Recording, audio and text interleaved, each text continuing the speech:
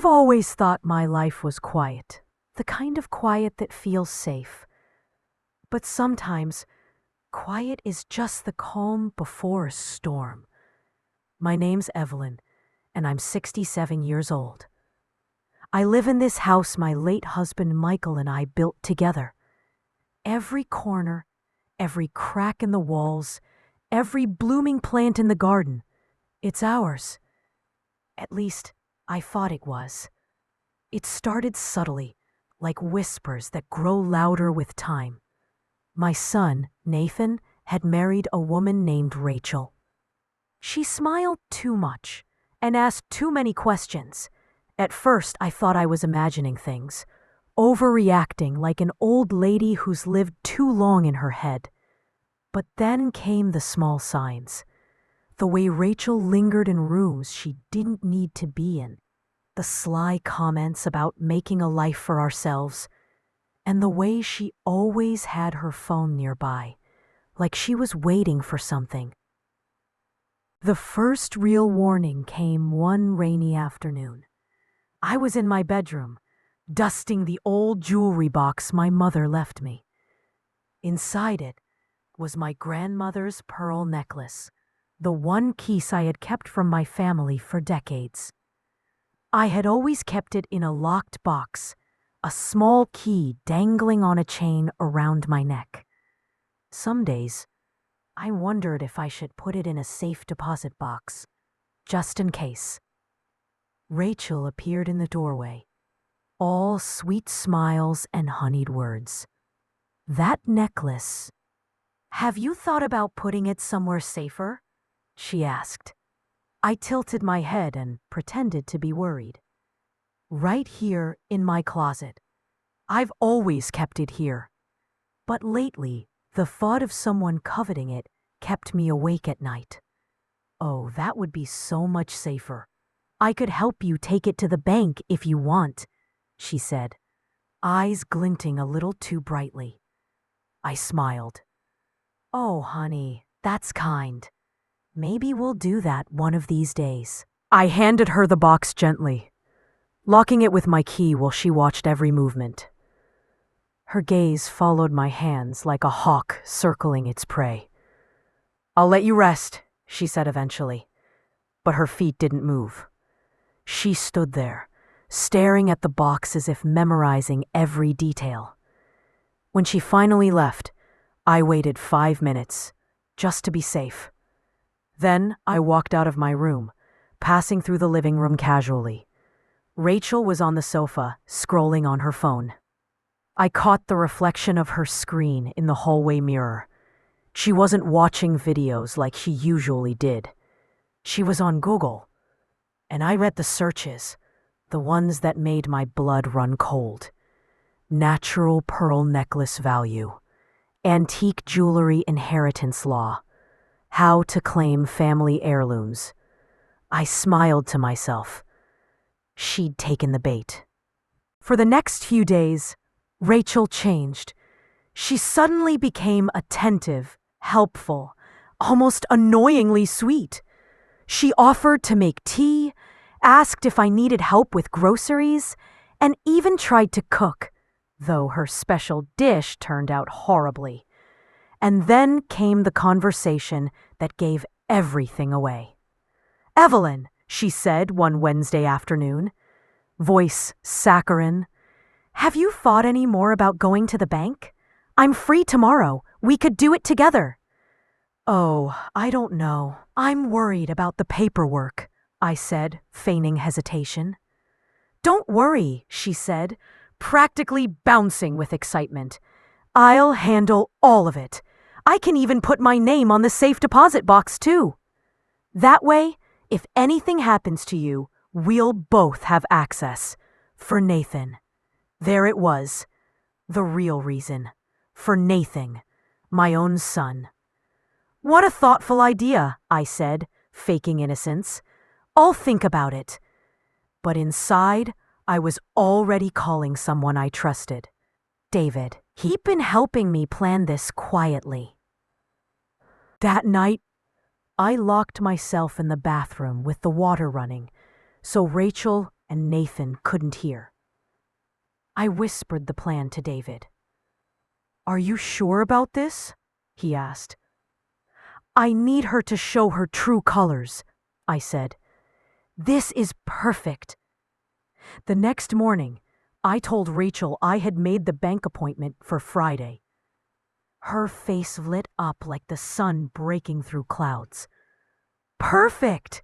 Don't worry about a thing, Evelyn." Friday came. We walked into the bank, the safe deposit box waiting. I handed over my grandmother's jewelry box, and we signed the papers. Rachel didn't notice, or maybe she didn't care, that the box required 2 keys, mine and David's, with instructions only to open it under very specific circumstances. If anything suspicious happened to me, the box would automatically lock and become part of a legal investigation. She thought she'd won. She didn't know she'd just signed her own trap. We left the bank, Rachel beaming, thinking she had secured her future. I, however, was smiling too, but mine was the kind of smile that hides a blade. The calm lasted 12 days. 12 days of Rachel pretending to be the perfect daughter-in-law. She asked about my health, offered to drive me to the doctor, even gifted me a shawl. But I knew better. That quiet, that sudden sweetness, it was the eye of the storm. And sure enough, the storm came, faster than I ever expected. It was Thursday night when I heard it. Voices from their room, quiet but deliberate. "Can't go on like this. House should be ours. She's old. How much longer?" I froze. My heart thumped like a drum. I tiptoed barefoot to the wall, pressed my phone to it, and recorded every word. Rachel's voice chilled me. "My cousin works at a nursing home. He says with a doctor's certificate, we can have her committed." I stayed silent. I had planned for her greed, but hearing it aloud, knowing my own son Nathan was considering it, made my stomach turn. But I also knew I had everything I needed to turn the tables. And in that moment, I realized the next step wasn't just about the necklace or even the house. It was about proving to both of them who I really was. I saved the recording, sent copies to my trusted allies, and started preparing for the storm I knew I couldn't avoid. Because if I was going to survive this, I had to be smarter than both Rachel and Nathan. And I had to strike before they realized I already had them in check. And that's when I knew, with a cold clarity, that Friday would change everything. I didn't sleep much that night. The house was quiet, but my mind was buzzing like a beehive on overdrive. Rachel and Nathan, my so-called family, were planning something. I just knew it. I kept thinking about the way Rachel had hovered over that jewelry box, her eyes practically memorizing every inch. The way Nathan stayed quiet, letting her pull the strings. I could almost hear the gears turning in their heads. By morning, I had a plan of my own. I poured myself a cup of coffee, the steam curling up around my face like a protective shield, and sat at the kitchen table with a notepad and my pen. I started jotting down everything I knew. The dates, the conversations, the suspicious little hints they'd dropped. By the time the sun peeked over the rooftops, I had a map of every angle, every risk, every possible move they could make. It was like chess, but with more at stake than some tournament trophy. This was my house, my dignity, my life. and I wasn't about to let them play me like a pawn. Later that morning, I called my lawyer, Mr. Carter. "David," I said when he picked up, "it's time to move. I need everything ready. Document copies, recordings, the works. Make sure it's airtight. No loopholes." "Absolutely, ma'am," he replied. "I've been reviewing the law here, and you're solid." "But are you sure you want to confront them now? We could wait and gather even more evidence." "I'm sure," I said, firm as nails. "I've been patient too long. It's time they learned that underestimating me is the biggest mistake they'll ever make." By noon, I had the house to myself. Chloe and Bella were out running errands, which was perfect. I could move freely, check the locks, make sure all the cameras and reporting devices were in place, and double-check my documents. I walked through the house like a general inspecting her troops. Every drawer, every shelf, every corner had been secured. Then came the knock. I froze. My heart jumped into my throat. It was too early for them to be back, wasn't it? I peeked through the blinds. Yep, Rachel strutting up the front steps like she owned the place. Nathan was behind her, holding a briefcase like he was carrying the crown jewels. I smiled to myself. Let the games begin. They stepped inside without so much as a hello. Rachel's eyes darted around, scanning everything, while Nathan followed her lead silently, that usual detached expression plastered on his face. "Mom," Rachel said, sweet as sugar, but sharp as a knife underneath. I poured them some iced tea, keeping my movements slow, deliberate. "Sure, have a seat," I said, letting my voice carry a calm that belied the storm brewing inside me. They didn't sit. Of course they didn't. Standing made them feel taller, like that would intimidate me. I leaned against the counter, watching them. "You know, I've been thinking about that appointment," I said casually. "Funny thing is, I don't remember ever asking for your help." Rachel's face tightened, a twitch in her jaw betraying her calm.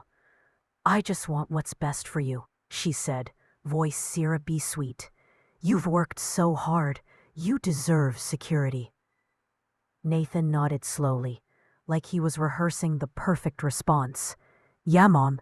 We just want to make sure everything's safe." I laughed, softly, the kind of laugh that comes from knowing something someone else doesn't. "Safe? Oh, I've got it covered," I said, tilting my head. "In fact, I've already set up some measures, just in case anyone ever tried to, take advantage of me." They froze. You could almost hear the gears in Rachel's mind spinning. She opened her mouth, closed it, then tried again. "What measures?" I sipped my tea slowly. "Legal measures, precautionary measures. Let's just say that if anyone tried to mess with my things, there'd be consequences. Serious ones. And let me tell you, everything is documented. Everything." Nathan swallowed. I saw it, the tiniest crack in his armor. Rachel's eyes narrowed, calculating. But the thing is, they had no idea how deep I'd gone. I had recordings, notarized documents, witnesses, everything I could possibly need to protect myself. I'd turned their game against them before they even realized I was playing. Rachel stepped closer, pretending confidence. "Mom, you're being dramatic. We're just trying to help. That's all." I shook my head. "No, sweetie. You're being you. And you've forgotten one little thing. I let my gaze linger, letting the tension stretch out. I've seen your type before. Thought you could manipulate your way in.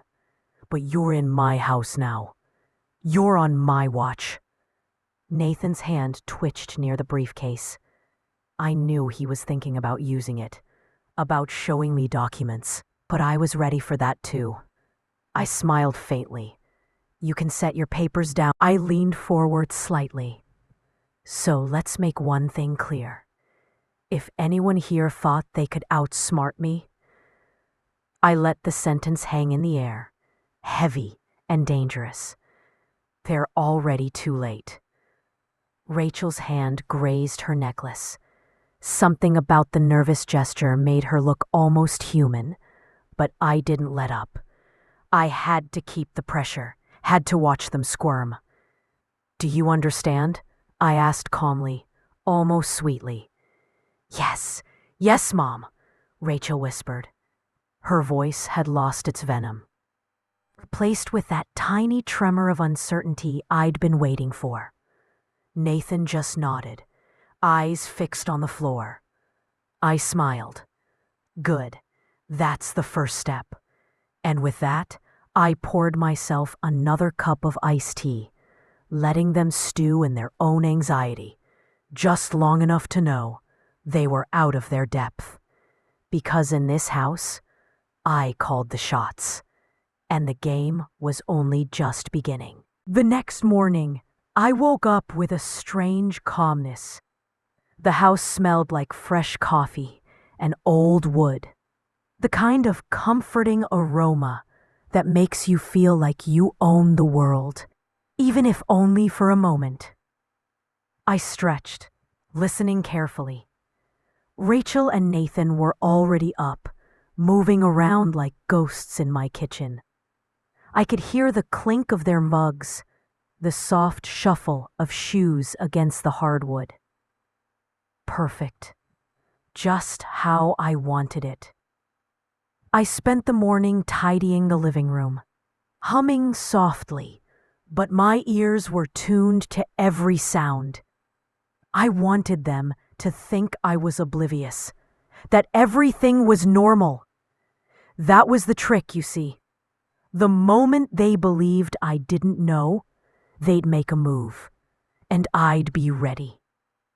Around 10 a.m., Nathan came into the living room, pretending casual interest in the weather outside. Mom, he said, voice neutral. We were thinking maybe we could talk about getting that safe deposit box sorted. You know, just to make sure. I cut him off with a smile. One of those smiles that look sweet, but hide 1,000 sharp edges. Oh, don't worry about that, I said, tilting my head. Everything's already handled. In fact, the bank manager called me yesterday to confirm that the box is secure.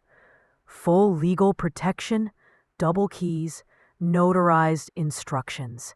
Even if someone tried to sneak in, I let my voice drop to a whisper. It wouldn't happen. Nathan's eyes flickered toward Rachel. That tiny glance spoke volumes. They were both worried now.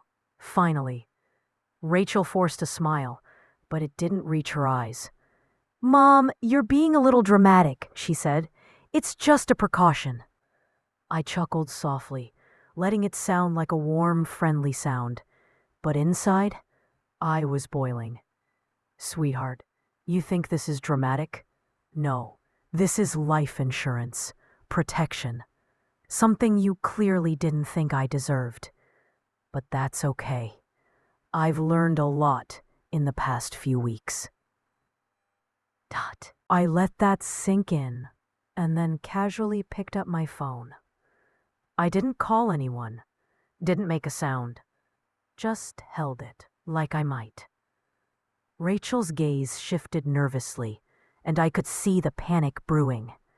That little quiver in her lip told me she realized I was no longer a woman to be trifled with. The day crawled forward. I kept my movements slow, deliberate, never letting them see exactly how much I knew. They hovered around each other, whispering, and I caught stray words through the kitchen doorway.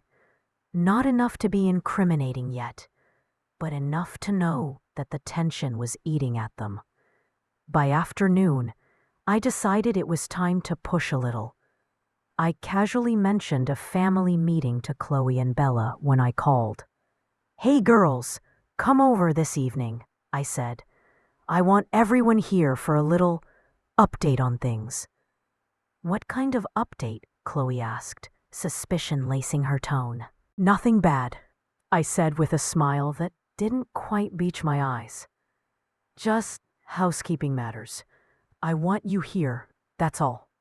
They agreed, and I hung up, letting the words sink into the silence of the house. Rachel and Nathan were mid-conversation when I called them for dinner, the way I always did. They froze. I could see it in their eyes. Dread. We ate together, each bite deliberate, quiet, like a standoff where the slightest sound could trigger a fight.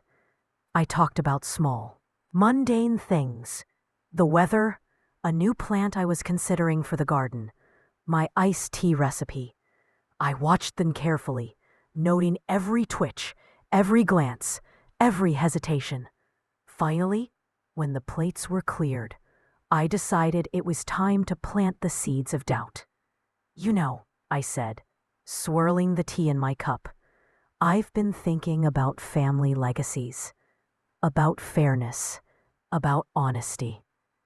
Funny thing, honesty can be pretty dangerous if people forget it exists." Rachel's hand gripped the edge of the table. Nathan's jaw tightened. I could practically see the panic building. "Mom, what are you—" Rachel started. I raised a finger, not to scold, but to let the silence hang, heavy and suffocating. "Oh, nothing," I said softly. "Just remembering some things, some conversations, some promises." Funny how memories come back when you least expect them. They were both aware, painfully, that I was no longer the same woman they thought they could manipulate. Later that night, after they'd gone to bed, I retrieved my phone and played back the recording from a few nights ago.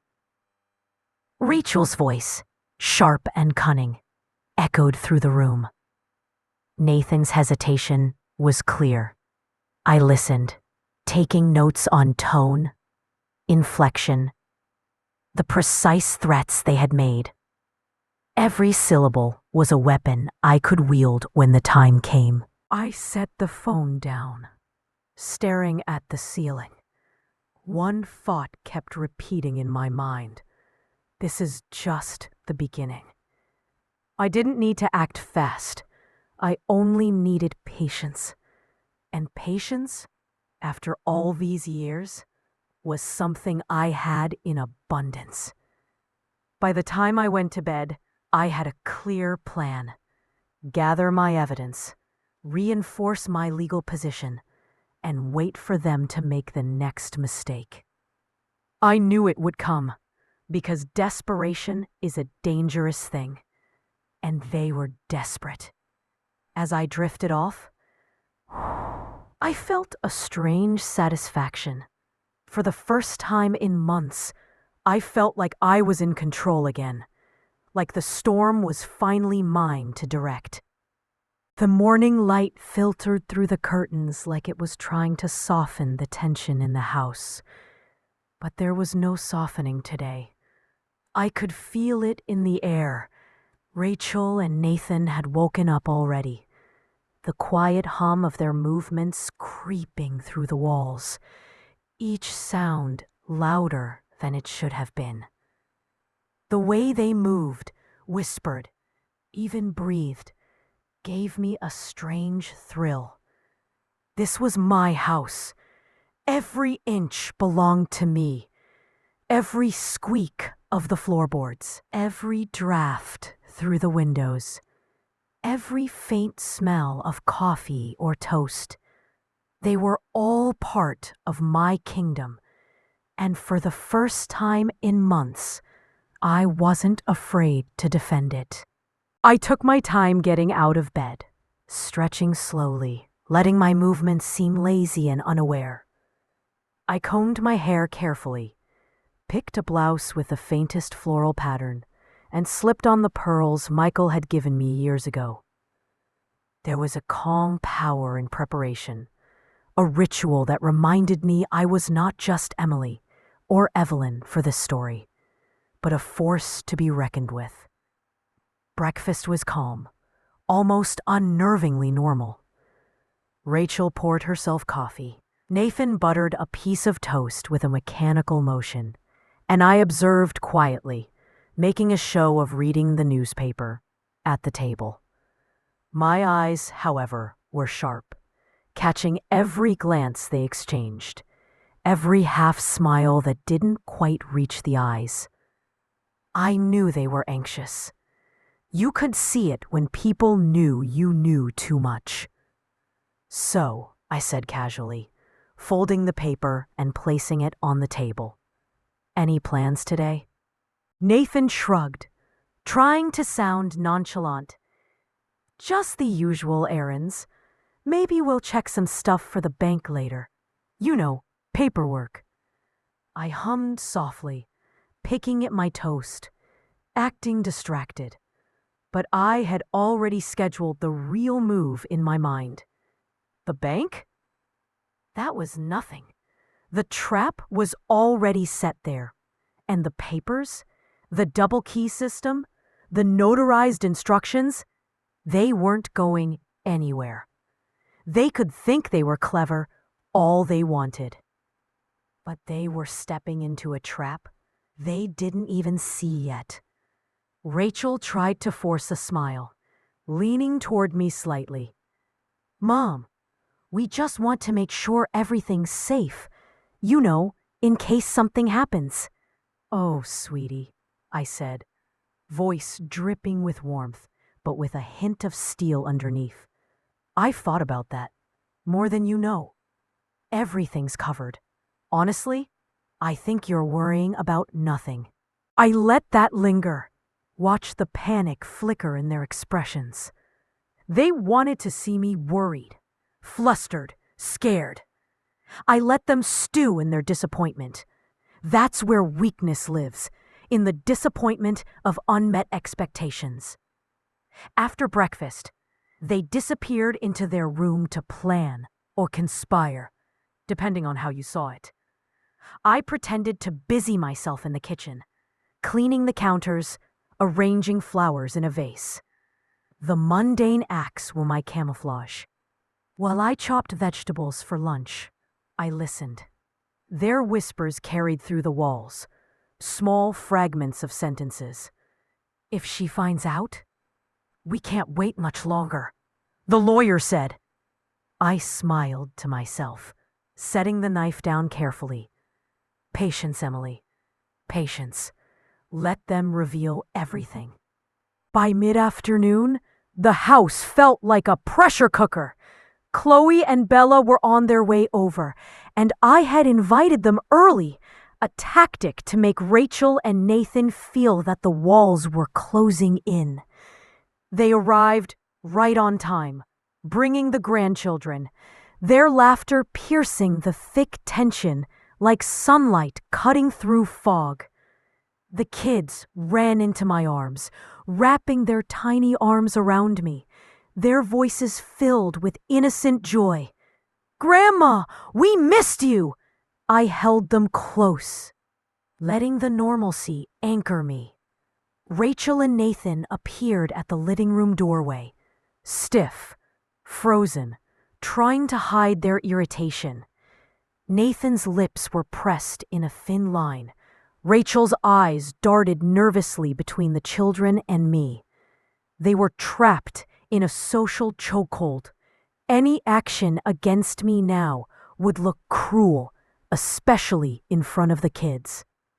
After a while, I sent Chloe and Bella into the kitchen to help with snacks and tea. leaving the kids with me.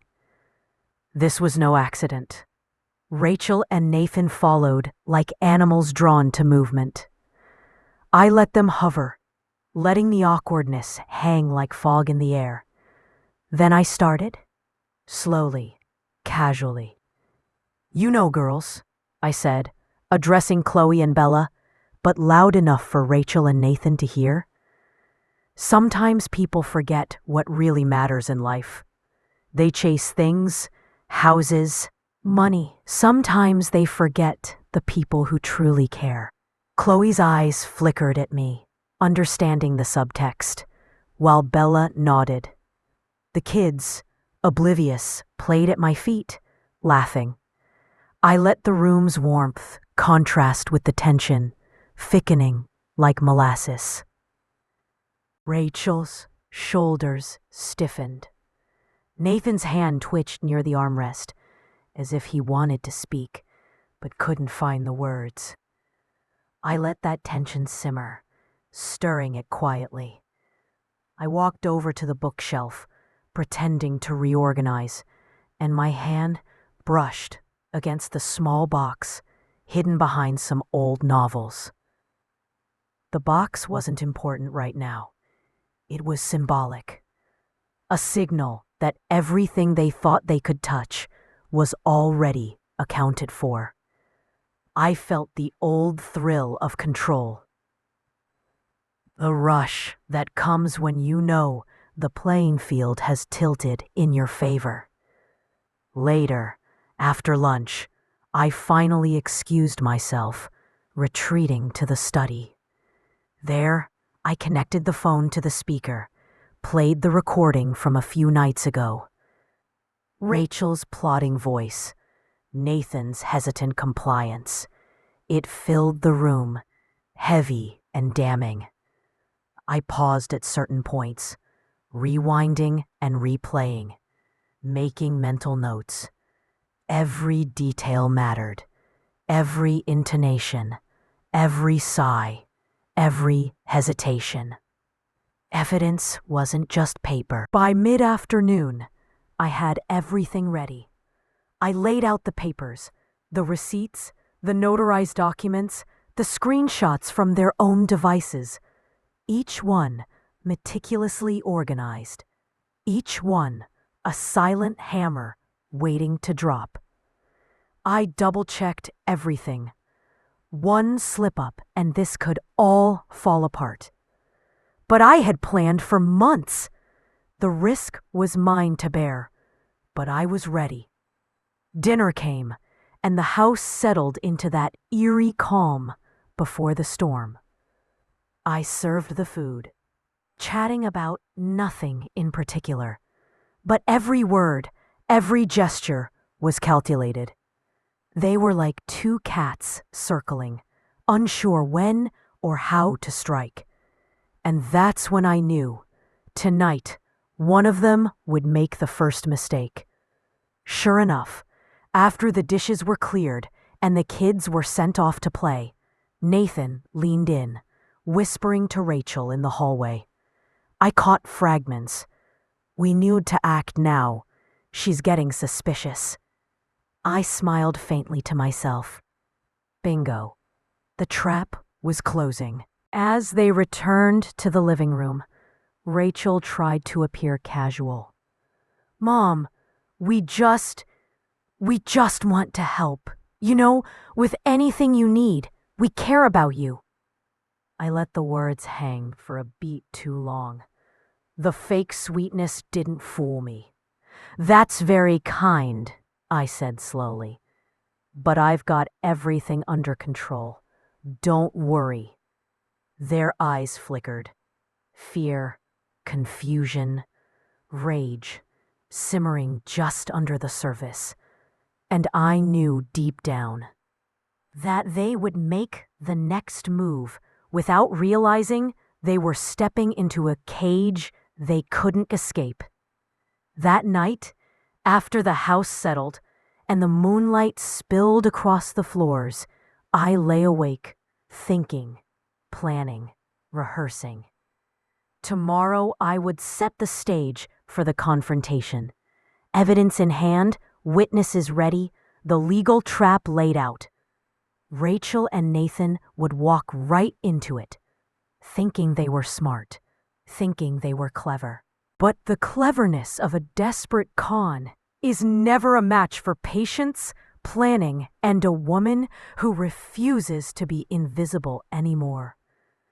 I drifted off to sleep with that thought.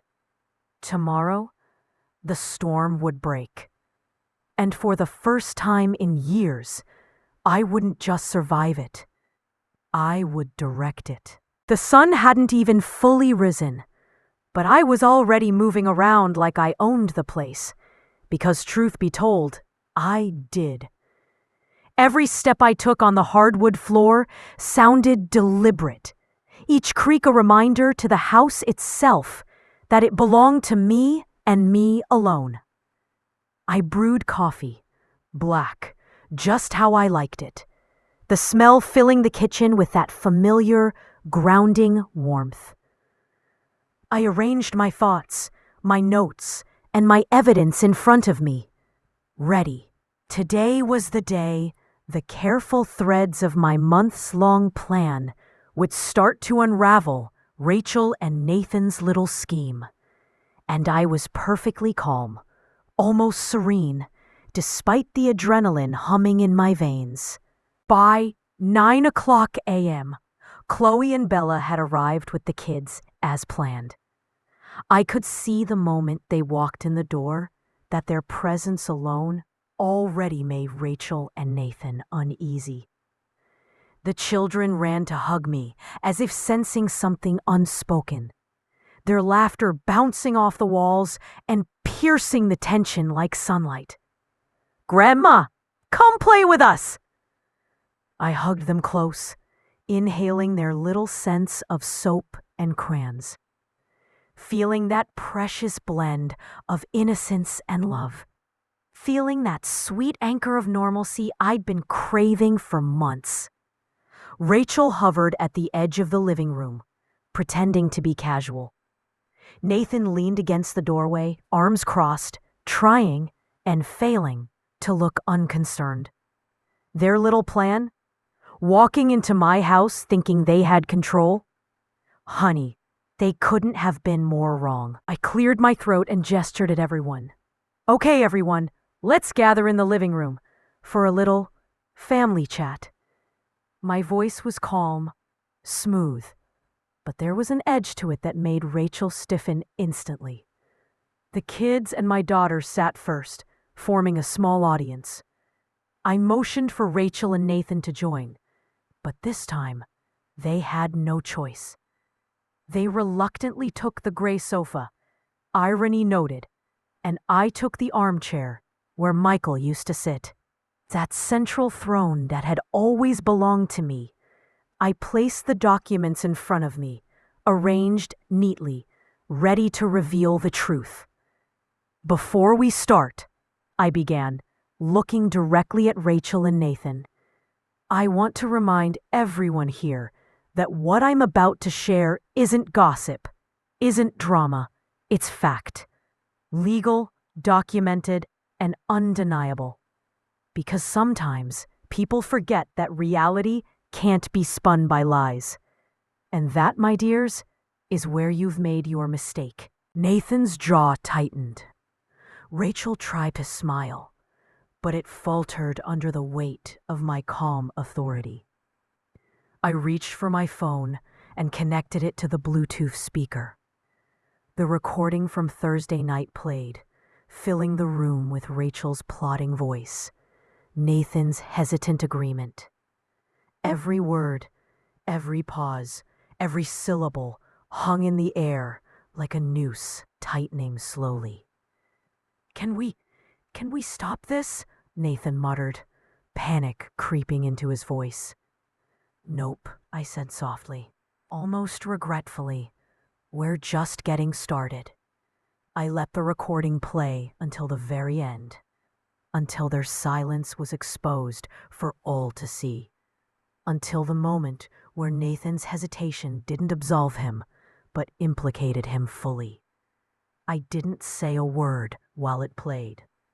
The weight of their actions, of the planning and scheming, had to settle in before I moved on. Chloe gasped quietly. Bella's eyes filled with tears. The kids, oblivious to the full meaning, clung to my legs, sensing only the tension.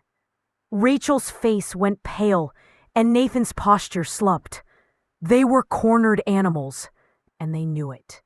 I didn't pause long after the recording finished. "That's not all," I said, opening the yellow folder I had brought from Linda's house.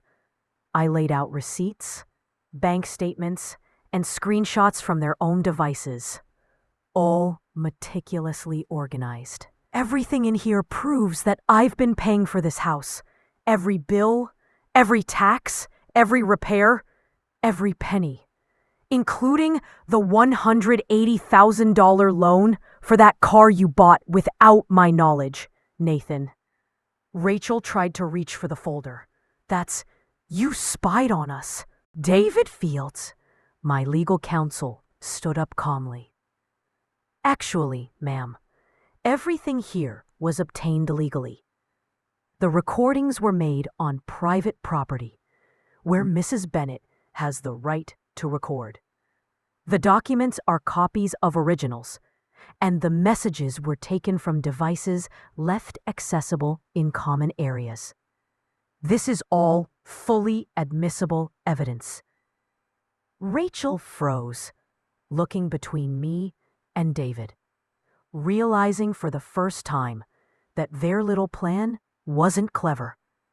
It was a trap, and they had walked straight into it. I turned my attention to Nathan. "And you, son," I said softly, but firmly. "You can no longer pretend you didn't." Nathan's eyes welled up with tears, and Rachel's mouth opened repeatedly, but no coherent sound came out. Their house, their plan, their lies, they were exposed, and nothing they could say now would undo it.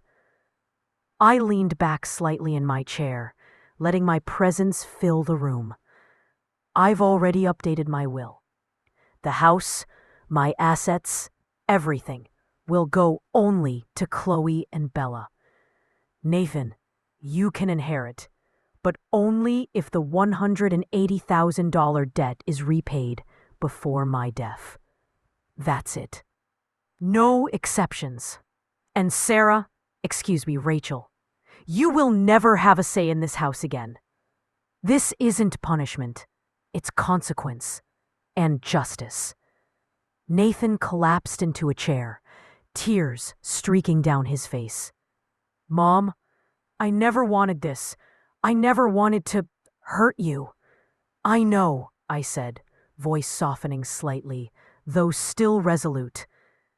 "But knowing and acting are different.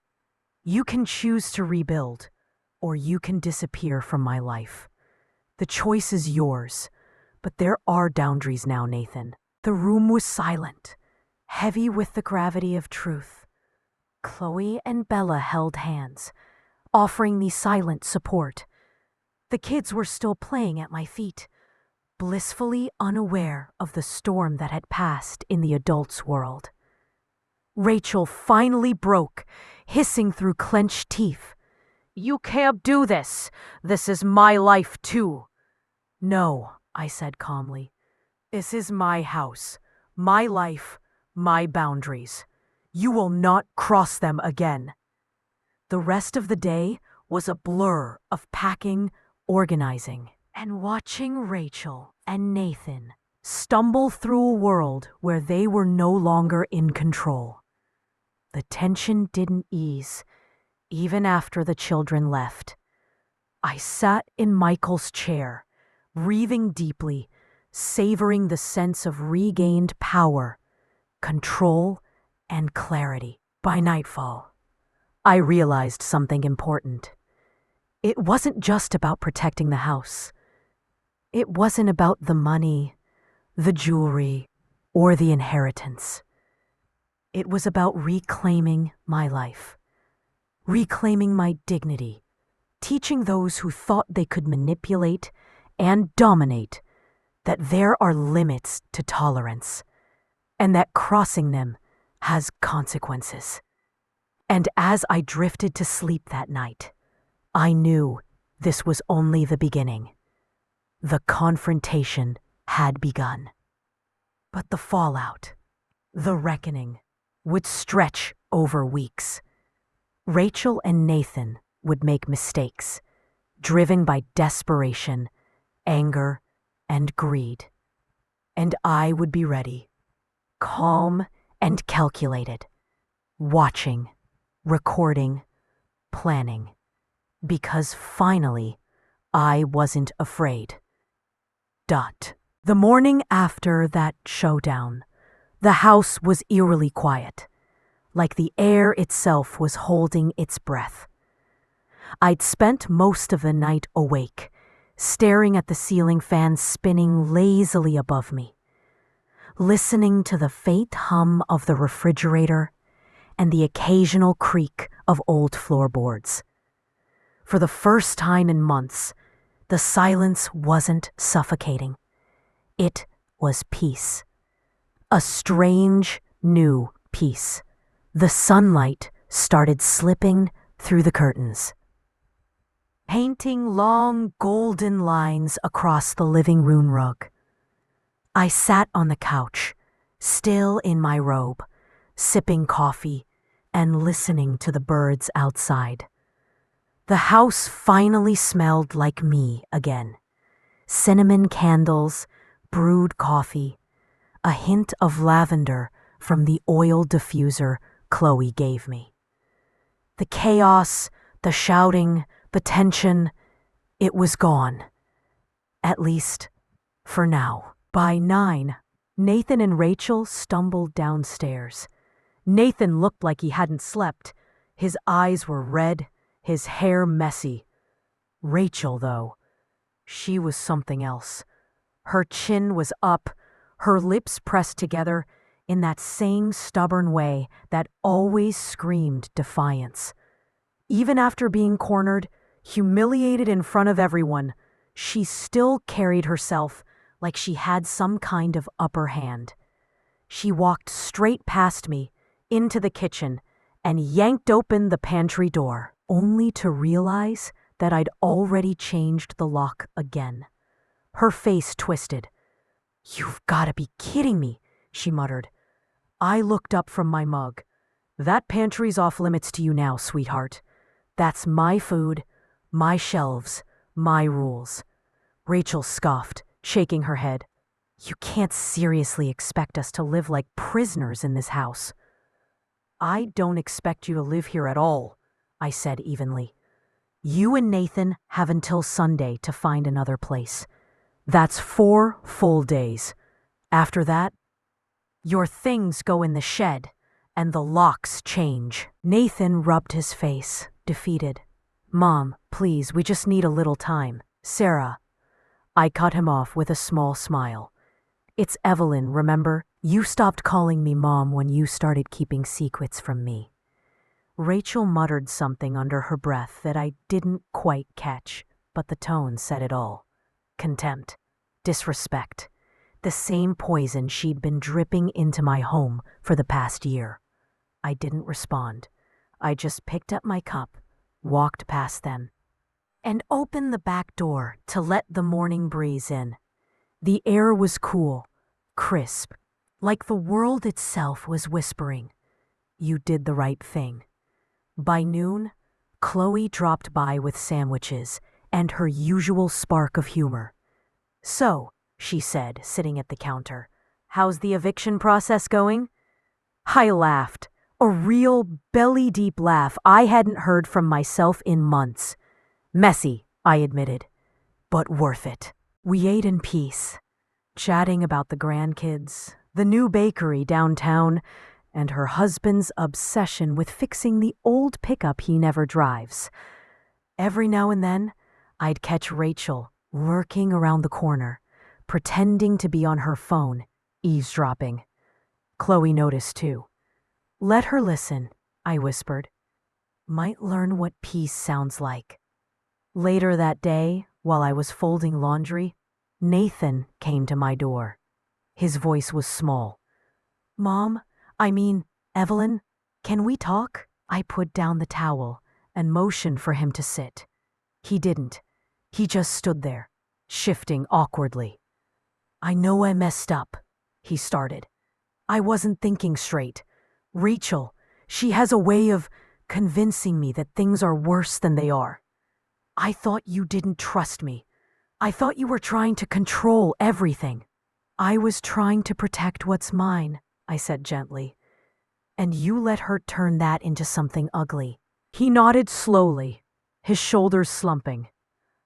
I know I should have stopped her, but it got so far out of hand, I didn't know how to back out without losing her. I sighed. Nathan, love doesn't mean blind loyalty. If someone asks you to betray your own blood, it's not love, it's control. He swallowed hard, eyes glistening. I don't know if I can fix this. I tilted my head, studying him. Maybe not right away, but you can start by doing the right thing now. Protect your daughter from this mess. Give her a better example. Rachel appeared in the doorway suddenly, arms crossed. So this is what this is? More guilt tripping? I met her gaze steadily. No, Rachel. This is me teaching your husband how to grow a backbone. Her nostrils flared, but she didn't reply. She just stormed off, her heels clicking sharply against the tile. When the door slammed upstairs, Nathan let out a shaky breath. She's not going to make this easy. She never does, I said softly. But you don't have to make it harder. He left quietly after that, and I watched him walk out to the backyard. For a long time, he stood under the old oak tree, staring at the sky, like he was trying to find some answer out there. That night, I locked my bedroom door again, a habit I'd picked up when Rachel first started making me feel like a stranger in my own home. I slept with one eye open, not from fear, but from instinct. When you've been betrayed once, you learn that trust should never be handed out so easily again. At around 2 a.m, I woke to the sound of muffled voices in the hallway. I got out of bed, careful not to make a sound. Their words were faint, but clear enough when I pressed my ear to the door. Can't believe she actually did it, Rachel hissed. She's gonna ruin everything. Nathan's voice came next, low and shaky. She already has. We should just leave, Rach. Leave? And go where? You think I'm walking away empty-handed after everything I've put up with? Not a chance. That house is half yours, Nathan. You grew up here. You have rights. My chest tightened. There it was, the next move. They weren't planning to leave quietly. Rachel wasn't done yet.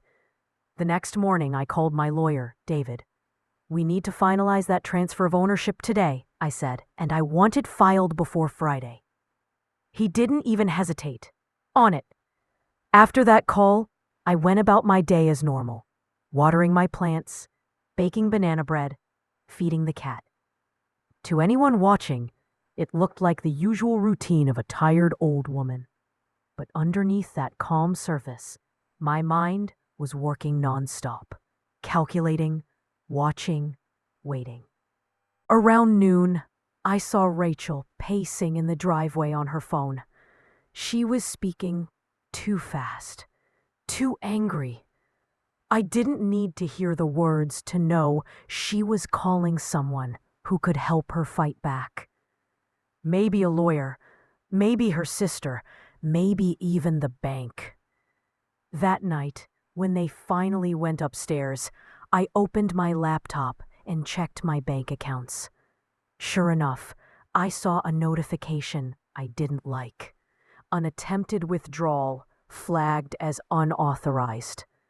My pulse quickened, but I didn't panic. I took screenshots, saved them in 3 places, and smiled.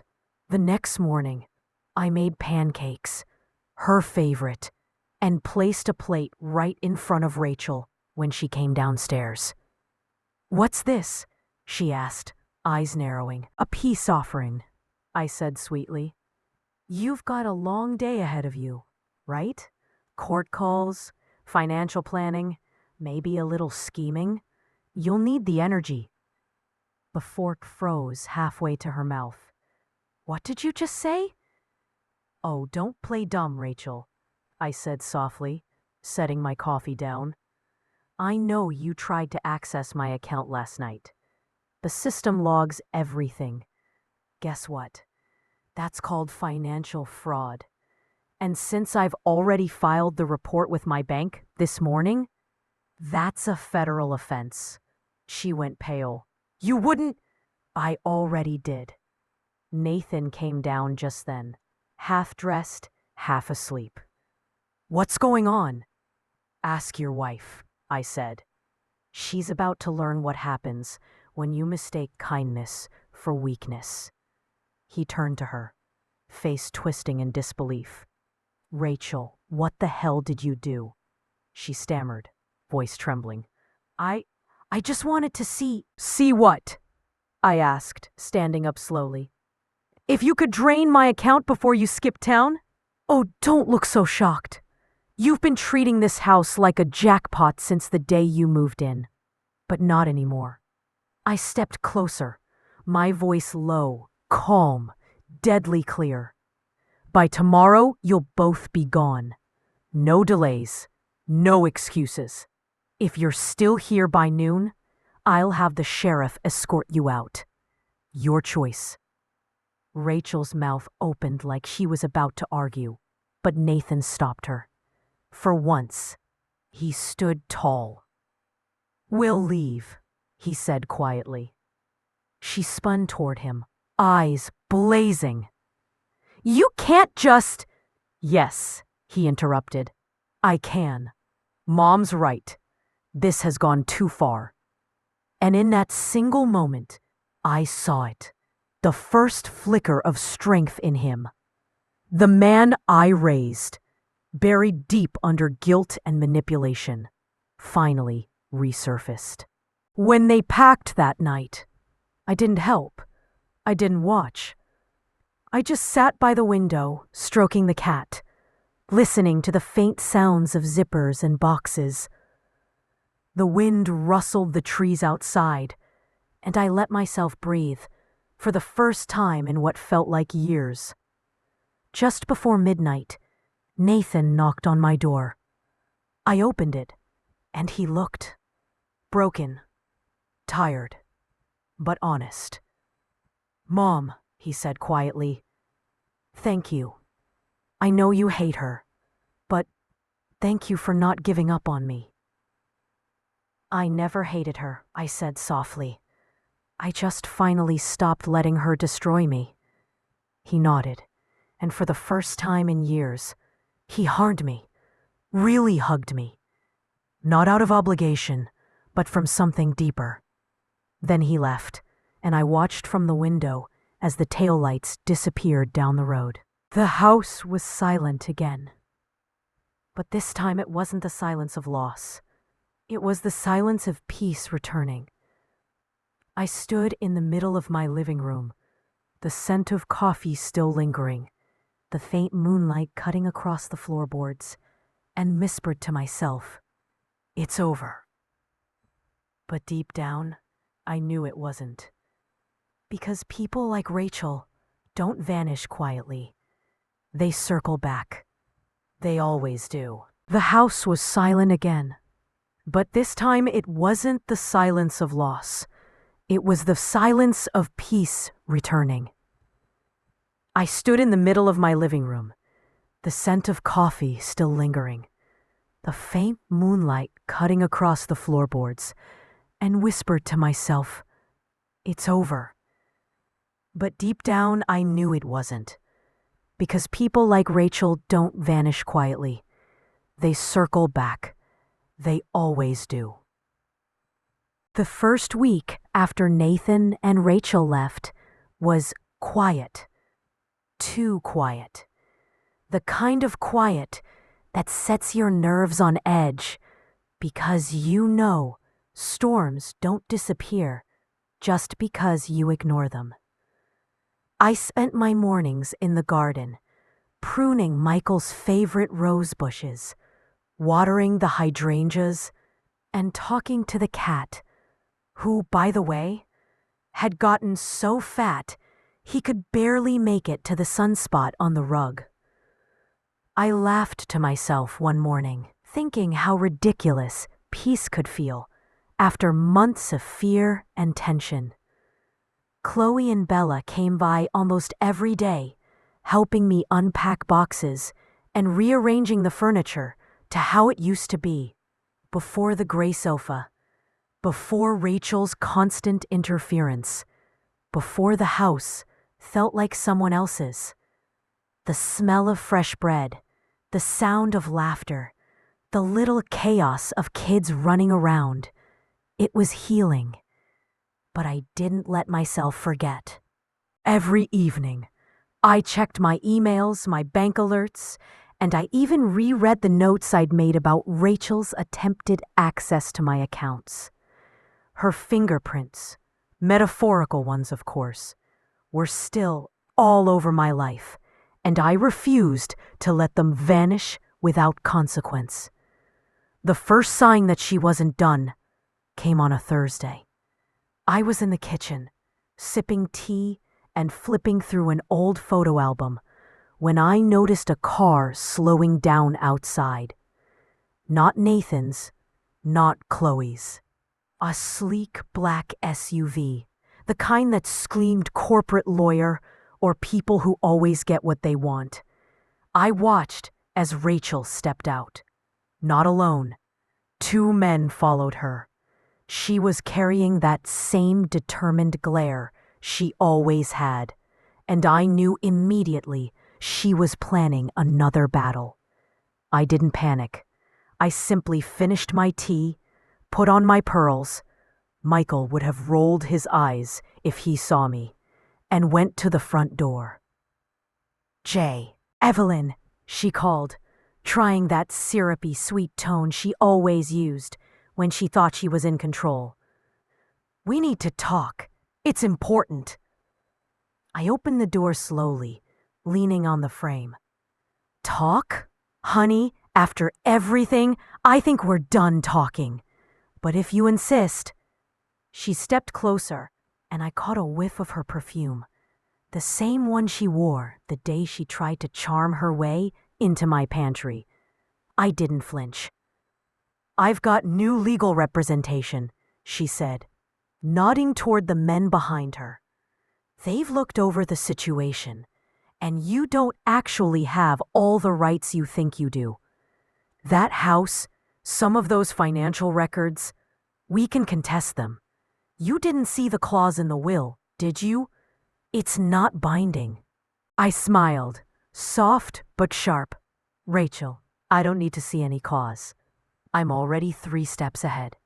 And besides, I reached into my bag and pulled out a file. Thick, yellowed, labeled Evelyn's defense. I tapped it gently. Everything you just said, already accounted for. Legal notifications, bank statements, notarized wills, recorded confessions. You name it, I've got it. Her eyes narrowed. You're bluffing. I never bluff, sweetheart, I said. I prepare. One of the men, the taller one, stepped forward. Ma'am, we really don't want this to get messy. We can work something out amicably. I tilted my head, studying him. Messy? I thought that was your department. Honey, I said, turning back to Rachel. You seem to forget who actually owns this house, and who's willing to enforce the law if you try to pull another stunt. Rachel's jaw tightened. She shifted, trying to find an angle, any angle that could work. But I could see it in her eyes. She was running out of options. I leaned on the doorframe, calm and composed, and said the one thing I knew would sting. Listen, you can hire all the lawyers, bring all the threats. Waive all the clauses you want. But I've got something you'll never have. I tapped the file again. Evidence. Real evidence of everything you've tried to do. And if you try anything, Nathan, or anyone else to question me, this goes straight to the authorities. And believe me, I paused, letting the words settle. You will lose. Fast and publicly. She clenched her fists. You think this is over? I think this is where it ends for you. I said softly, letting the weight of my voice press down like a warning. I'm not afraid of confrontation. Not anymore. And I'm not the same woman you tried to manipulate. I learned my lesson, and I don't repeat mistakes. Her face twisted in frustration. The men behind her exchanged nervous glances. Rachel finally let out a sharp breath. Fine, but this isn't the last you've heard from me. You haven't seen the last of me, Evelyn. I nodded politely. I look forward to it, I said, closing the door gently, locking it behind me. That night, I sat in the living room, Michael the cat curled in my lap, and I reflected on what had just happened. Rachel's threats weren't empty. She was clever. She was determined. And she had a sense of entitlement that could make her dangerous. But for the first time, I felt ready. I had built walls, gathered allies, documented everything. I wasn't just reacting anymore. I was anticipating. I called Chloe and Bella. Girls, I said, Rachel's back. And she means business. Chloe groaned. Again? I thought she was gone for good. She's not gone, I said calmly. And she's going to try something. But that's okay. We're ready. We've got everything in place. This time, I'm not just defending my house. I'm defending my life, my peace, and my dignity. And I'm not alone. Bella leaned in.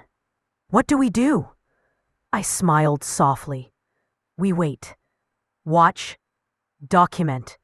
And if she moves, we move faster. Over the next 2 days, I fortified my defenses.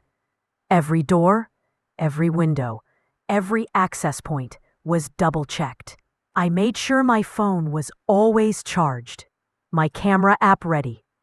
I double-checked my files, ensuring David had copies in secure locations.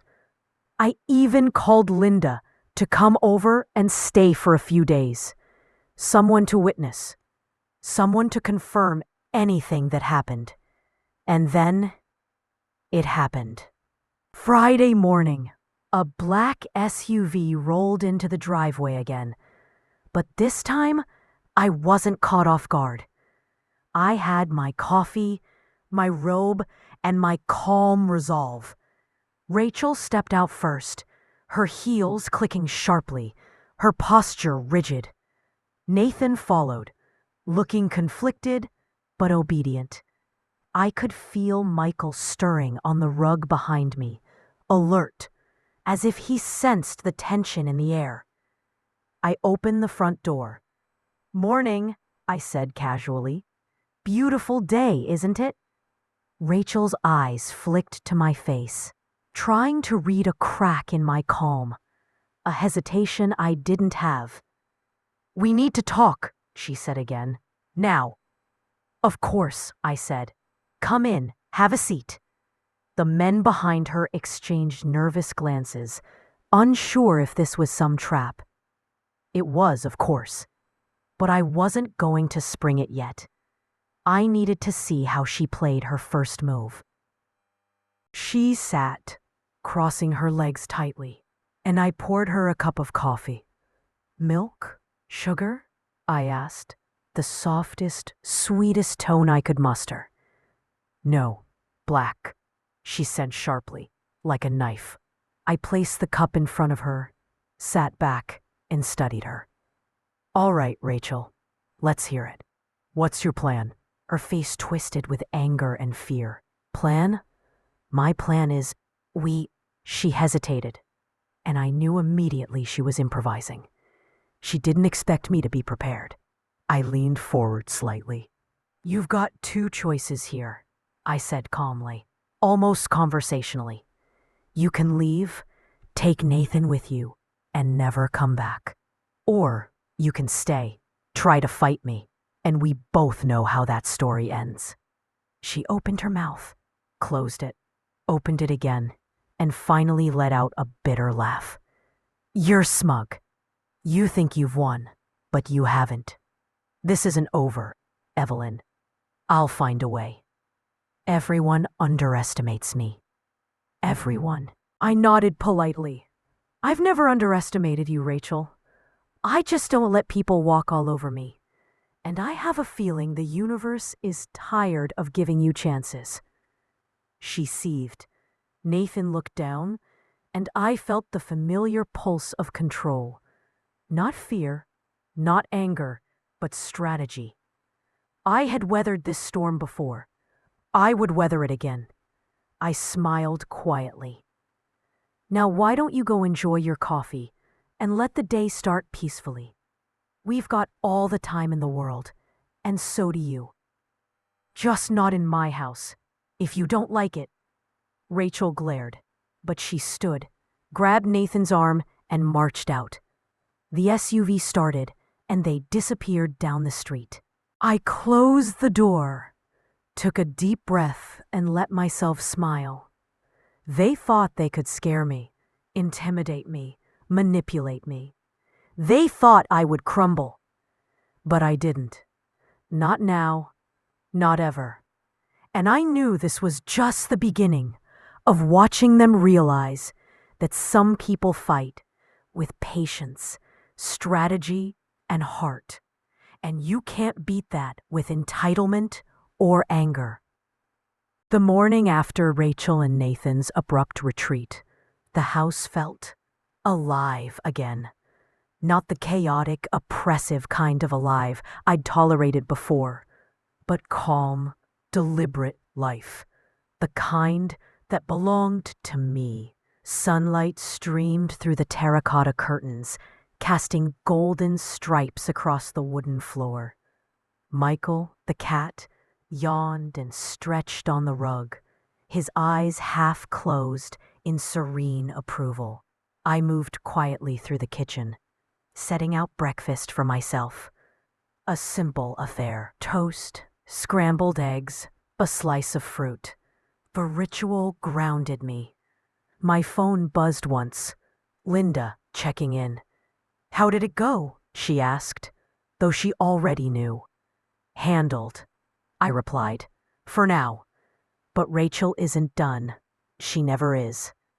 Chloe and Bella arrived an hour later, the kids in tow, full of energy that filled the house like music. Mom, Chloe called. Can we help you with anything? I smiled. Just keep your eyes open and your ears too. That's all I ask. It felt strange, giving them such a serious assignment. But the lesson I'd learned through Rachel's schemes was clear. Vigilance isn't paranoia. It's survival. By midday, I had gone through every document David had prepared. Bank statements, notarized wills, photos, recorded conversations. I reviewed them like an army general inspecting her troops before a battle. Each piece of paper, each recording, each message was a weapon, and I intended to use them if necessary. Later that afternoon, I noticed the mailbox had been disturbed. Nothing inside, just the hint that someone had been there. Rachel, of course. A subtle warning, a psychological push to remind me she was still watching. I didn't react openly.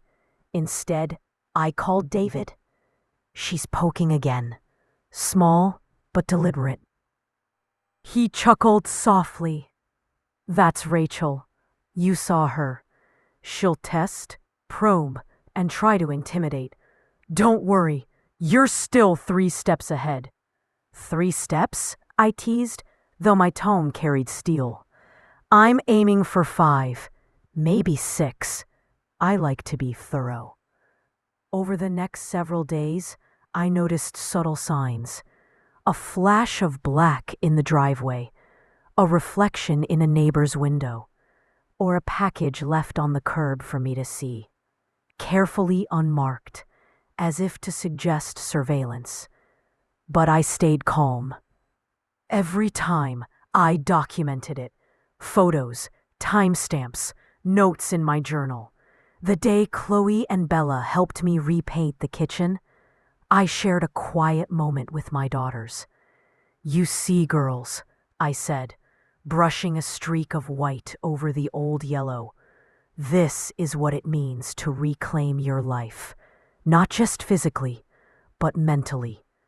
You don't let anyone bully you, manipulate you, or think you're weak, ever. Bella paused, taking in the words. Mom, I get it now. I think I finally understand what you went through, and why you never broke. I put down the brush.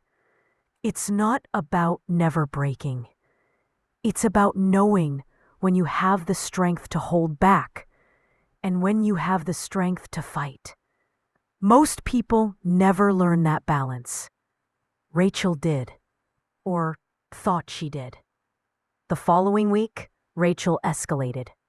First, a letter arrived from a law firm claiming to represent her. I read it carefully. The tone was threatening, the language formal, designed to rattle me. But as I read, I noticed a crucial detail, a typo, an error in the account number she cited, a reference to an outdated property clause. I smiled to myself. You still can't get it right, I murmured. David reviewed the letter with me. Legally, it's worthless, he confirmed. She's trying to intimidate, nothing else. We'll respond formally, just to remind her she's stepping into dangerous territory. That evening, as I sat in the living room with Michael in my lap, I replayed Rachel's previous attempts in my mind. Every lie, every sly comment, every attempt to gaslight me. And I realized something crucial. She wasn't just after the house. She was after validation. She wanted to prove she could outsmart me. And that was her biggest mistake. I called Chloe and Bella again. I want you both aware, I said. Rachel's not gone. She'll escalate. And when she does, I need you ready. Not to fight, not to intervene physically, but to witness, document, and report. This is bigger than just the house now. It's about ensuring nothing she tries will succeed. The next morning, a series of small but deliberate events unfolded. Packages left on the porch. A car parked across the street, unmarked for hours. A low hum of activity I could feel through the walls. It was her way of testing my boundaries, of probing my nerves. I responded quietly, deliberately. Each time, I documented it. Each time, I reinforced my control. Security cameras in place, phones charged, emails backed up, and notes filed. I even began keeping a small audio recorder in the living room for added protection, discreetly positioned where no one could see it. By Friday, it became clear that Rachel's tactics had grown desperate. The neighbors mentioned seeing her talking to a real estate agent. Someone new, someone I didn't recognize. She was trying to plan, to buy leverage, to create a way to force me out without legal confrontation. I laughed softly. "You've learned nothing, Rachel," I said aloud, to no one but Michael, who blinked lazily. "You still think shortcuts work with me? You still think fear works with me?" That night, I reviewed all my defenses, making minor adjustments. Camera angles, locked doors, digital logs. I called Linda for a final check-in. "Everything is ready. If she tries anything tomorrow, we're ready." And then, as I went to bed, I felt a strange calm. A storm was coming, yes, but for the first time, I wasn't afraid. I wasn't reactive. I wasn't just surviving. I was in control. As I drifted off to sleep, I couldn't help but think. Rachel thought she had learned the rules, but she hadn't learned the most important one. You can't intimidate someone who knows their own strength. Saturday morning arrived crisp and clear, the kind of day that makes your chest expand just breathing it in. I sat at the kitchen table with Michael sprawled beside me, my journal open, recording observations from the past week. The house was quiet, deceptively quiet, like the calm before a storm that had been brewing in slow motion for months. The mail carrier dropped a thick envelope on the porch. I noticed it instantly, saw the unusual handwriting, and grabbed my keys. The camera outside had already captured it being left, unseen by anyone else, of course, but I wanted a first-hand look. The envelope was heavy, a faint scent of perfume clinging to it.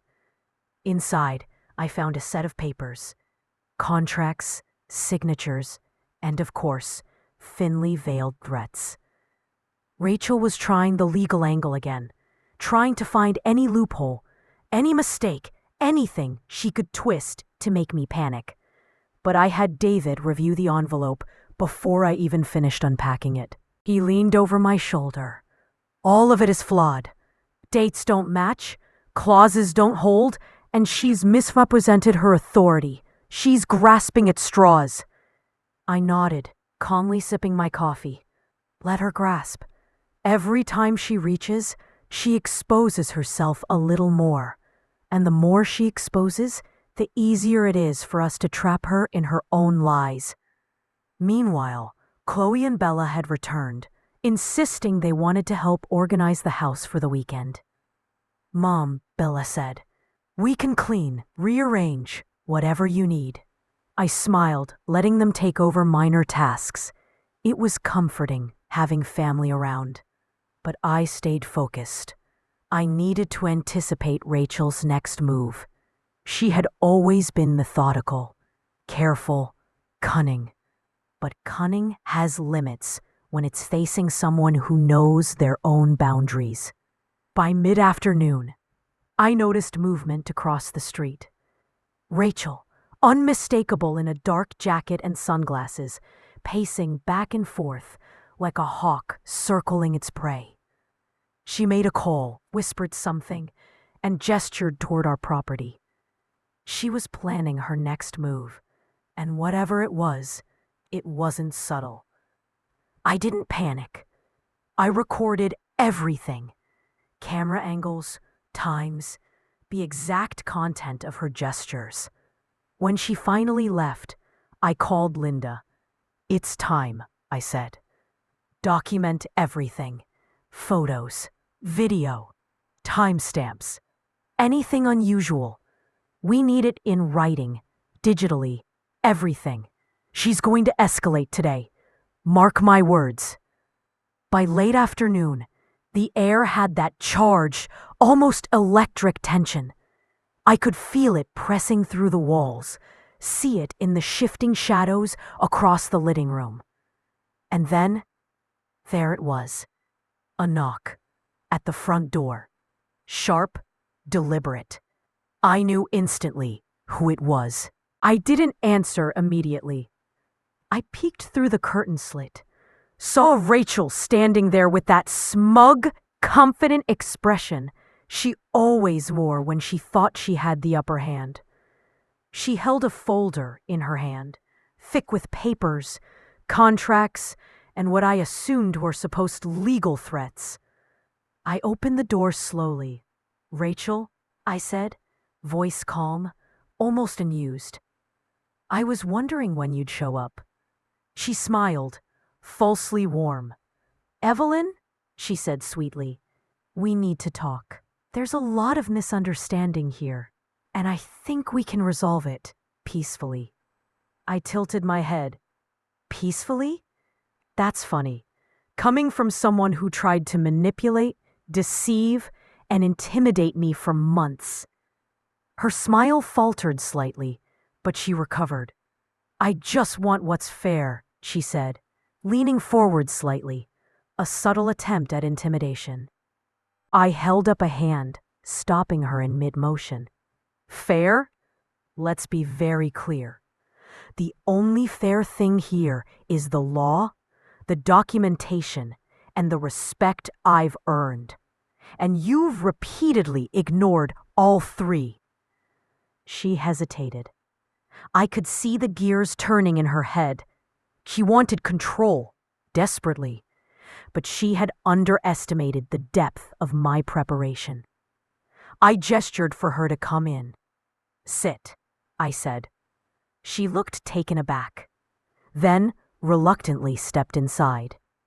Every movement was carefully monitored, mine and hers.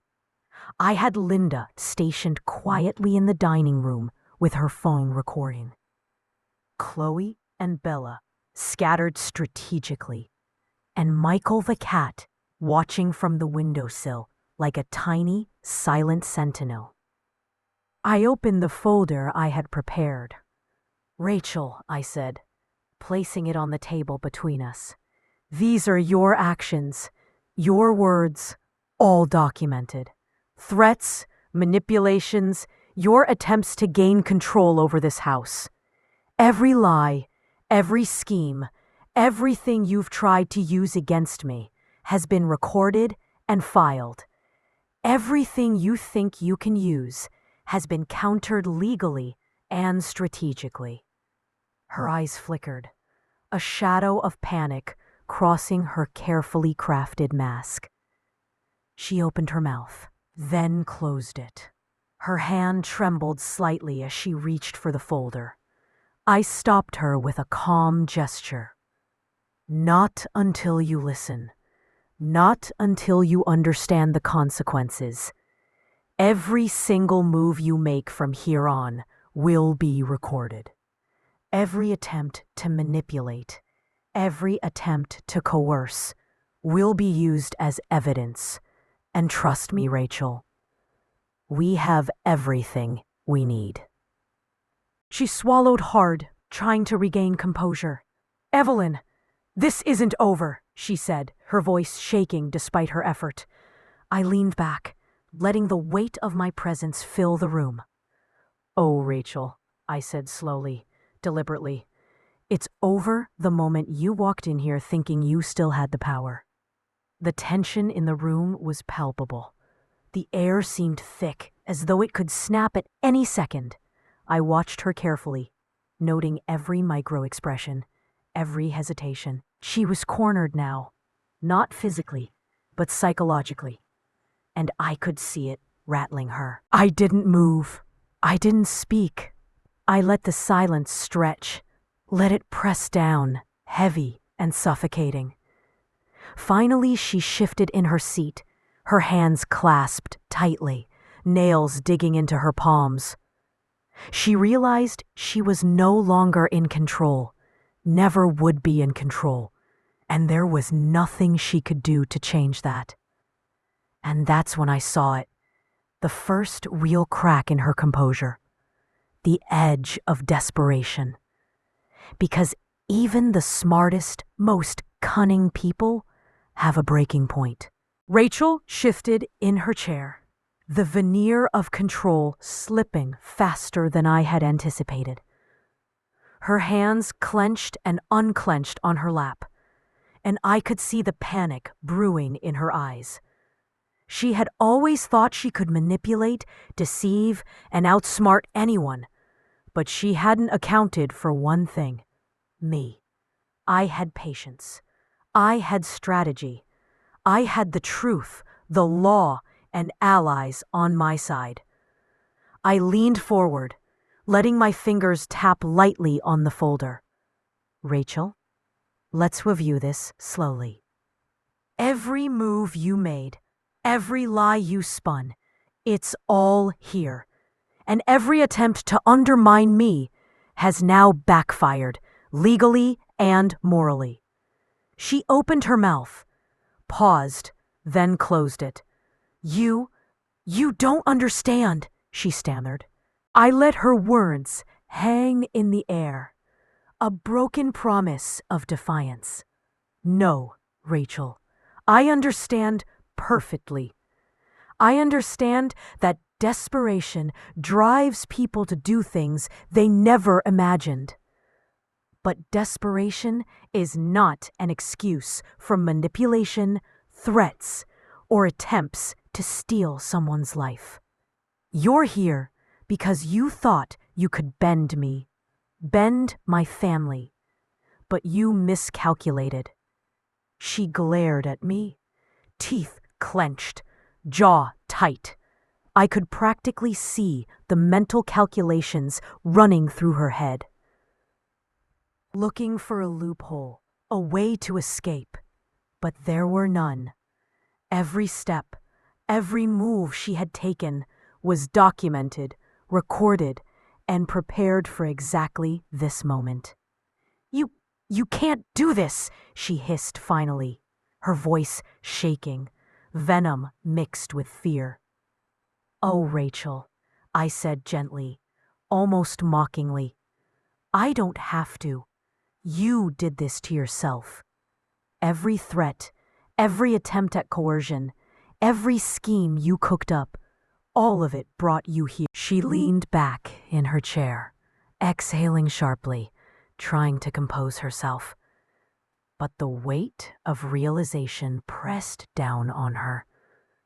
I could see it, the recognition that she was outplayed, outmaneuvered, and cornered in a way that left no options.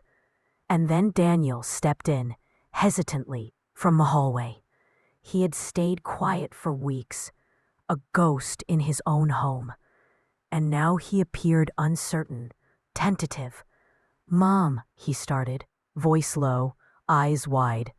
I didn't know she would go this far.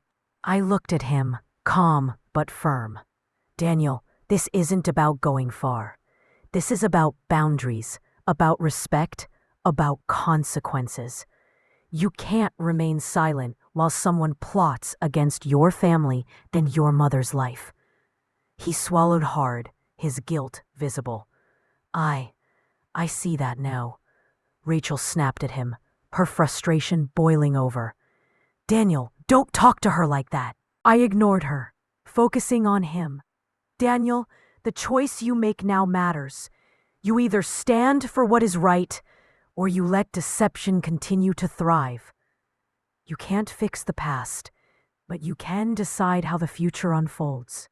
He nodded slowly, finally understanding, finally seeing the web his wife had spun around him.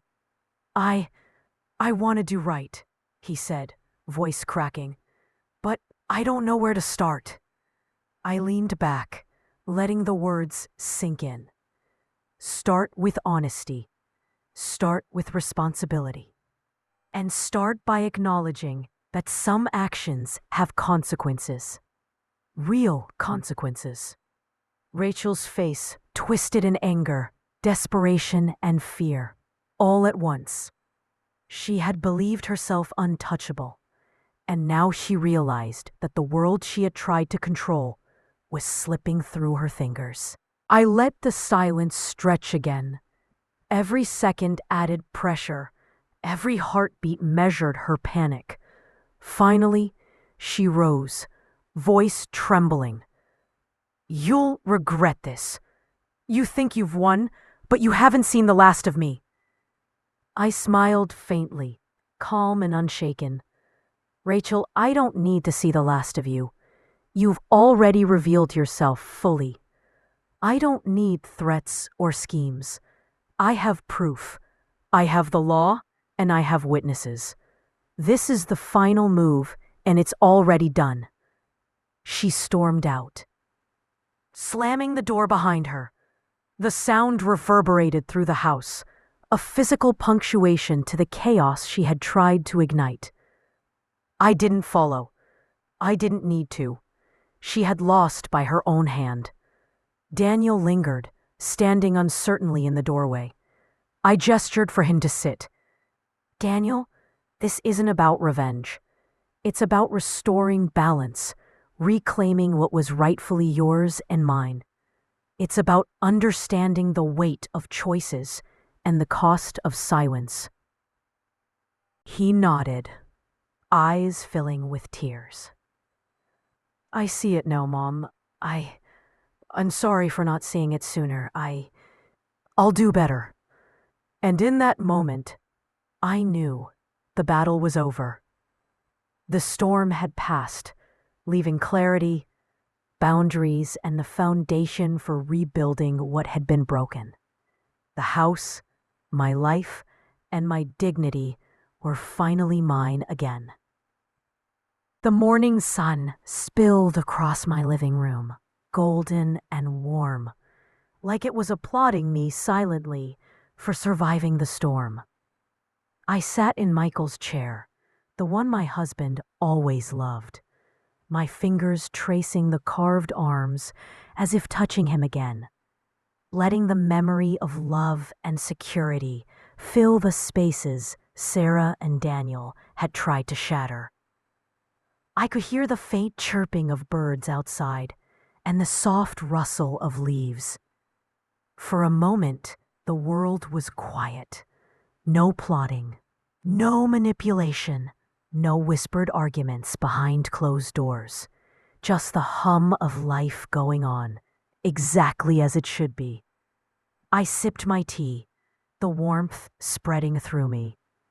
Michael the cat, an orange bundle of calm mischief, stretched and leapt into my lap.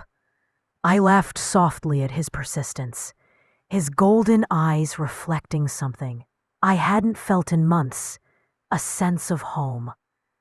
I had taken back my home, yes, but more importantly, I had reclaimed my life. It had been 6 months since Daniel and Sarah had moved out. Every box they had taken was gone, and with them, the constant tension that had wrapped itself around me like chains. The house smelled differently now. Like freedom, like lavender from the pots I'd set on the windowsills, like Sunday roasts and laughter, not fear and secrecy. I remembered that morning vividly, the day I had made my stand. Sitting in the living room, surrounded by my daughters, David Fields, and our notary, I had laid it all out. The recordings, the receipts, the text messages, they hadn't been just weapons. They were my truth, my shield, my right to be seen, to exist without being manipulated. And it had worked. They had left, and though Daniel had cried and apologized, the damage was undone. Lesson learned, boundaries set, a fragile, cautious path toward rebuilding. Chloe and Bella had been my anchors. They came every Sunday, sometimes with their kids, sometimes with little treats they insisted I try. Bella's kids would run through the house, their squeals bouncing off the walls, the old furniture creaking in harmony, and I would sit back in my chair and watch. The house was alive again. I had put the terracotta curtains back up, the wine country paintings back on the walls, and even dug out the quilted tablecloths I had made decades ago, now faded but full of memories. Everything was mine. But more than that, it was right. The first few weeks after the eviction were strange. I would wander from room to room, almost afraid to sit in my own chair, as if expecting Sarah to be lurking somewhere, ready to pounce. But no one was. The gray sofa was gone. The furniture they had loved but had no real connection to, replaced with the things that mattered to me. It was a ritual, reclaiming my space, putting pieces of myself back where they belonged. Every item returned was a small victory. Every familiar scent and creak of the floorboards, a reminder that I was here to stay. Daniel reached out slowly, after a few months. Our coffee dates were tentative, awkward at first, filled with pauses that neither of us wanted to fill with the wrong words. But slowly, the ice melted. He apologized again and again, but I didn't just want words. I wanted change. I wanted him to understand what it meant to respect someone's life, to honor boundaries. And to his credit, he tried. One chilly Friday morning, Daniel walked in with a tentative smile. "Mom," he said softly, his eyes almost pleading, "I paid back the $5,000 you lent me, and I'm working on the rest. Sarah and we're in therapy. We're trying. I want to do better." I nodded, feeling something lift in my chest. "That's good, Daniel. That's really good. But remember, paying money back doesn't erase the past. You have to show it through actions too. Boundaries, respect, honesty. That's the only way we'll ever move forward." He swallowed hard, clearly taking in my words. "I understand. I really do. Can I come visit sometime? Maybe just for coffee?" I considered him carefully. This wasn't about me being forgiving or weak. It was about rebuilding cautiously, protecting myself while allowing space for growth. "Yes, but only in public, okay? Not here yet. We'll see how it goes." He nodded, relief washing over his face. "Thank you, Mom. I love you. I really do." "I love you too," I said, and for the first time in months, it felt steady, grounded, not like a fragile thread I could lose in a heartbeat. Life began to settle into a rhythm. I started hosting my friends again on Thursday mornings. Linda, Martha, and a few others would arrive, pastries in hand, and we would talk for hours, laughing and sharing stories, as if no one had ever tried to make us feel invisible. Chloe and Bella became part of the weekly routine as well, bringing their families, and slowly, my garden became a sanctuary. I planted herbs and flowers, filling the spaces where tension and fear had once grown, with life and color. I even adopted a stray cat, an orange one I named Michael after my husband. He became my companion in the afternoons, curling up in my lap while I stitched or watered the plants, a gentle reminder that life could be soft and tender even after betrayal. And yet there were moments, rare but sharp, where the past tugged at me. Memories of Sarah's fake smiles, Daniel's hesitations, the house feeling cold in the nights they were there. But those moments no longer held power over me. I had built walls, yes, but not walls of fear, walls of dignity, of boundaries that no one could cross without consequences. The years ahead promised challenges, no doubt. Relationships take time to heal, and trust, once broken, is never the same. But I had learned something profound. My value wasn't tied to anyone else's recognition or love. My life, my home, my dignity, they were mine. and I would protect them, fiercely if necessary.